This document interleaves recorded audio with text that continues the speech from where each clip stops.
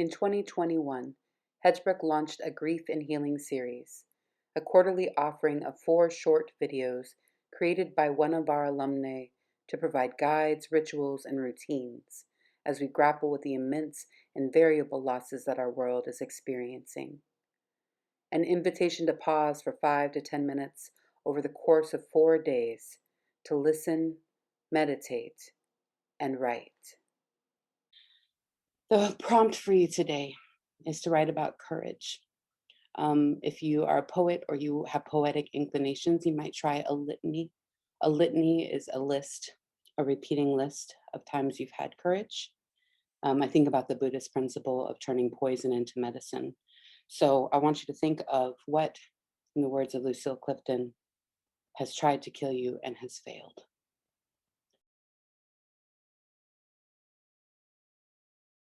This program, configured to be both responsive and accessible, allowed us an opportunity to engage with some of our alumni who weave writing with ritual healing work.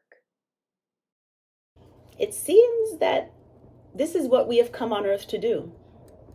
We come here to learn how to lose ourselves, each other, what never belonged to us, everything we once knew, and to make an art of our losing.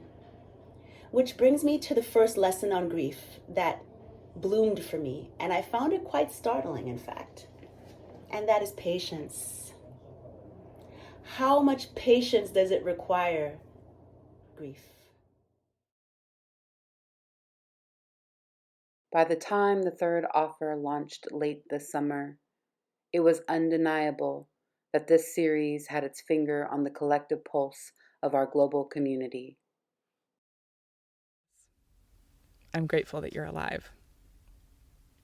And I'm sorry that you are tonguing the gap that grief has left. Do you remember that feeling when you were a child and you lost your first tooth for the first time, and you would keep reaching with your tongue for that hollow in your gums, that place you had never touched, the hole that was left?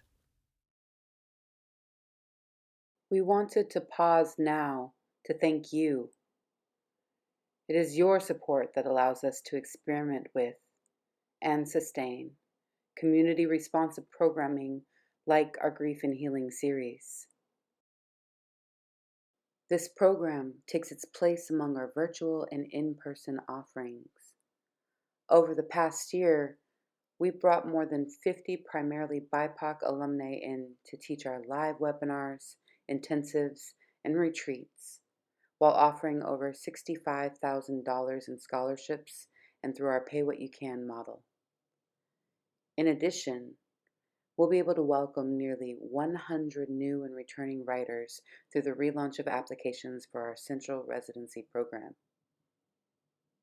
As we prepare our 4th offering of 2021's Grief and Healing series, the Hedgebrook community asked us to relaunch these videos so they can sit in deeper conversation with the prompts and share with friends and family that are in need of grieving tools and guides.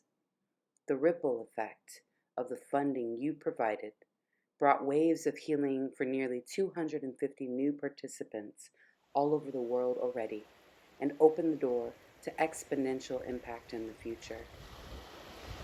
Thank you.